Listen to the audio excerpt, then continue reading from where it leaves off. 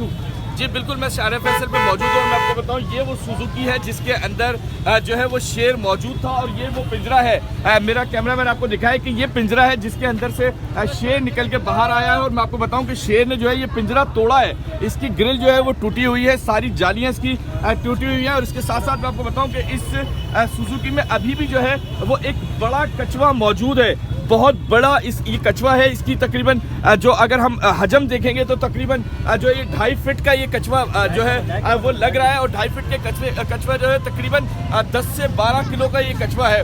तो ये जानवर जो है वो इसमें लेकर आया था ये सुजुकी वाला, और इस सुजुकी में से शेर ने जो है वो पिंजरा तोड़ा है। पिंजरा तोड़ के इसके अंदर से जो है वो भागा है, और उसके बाद शार फैसल पर जो है वो निकला है।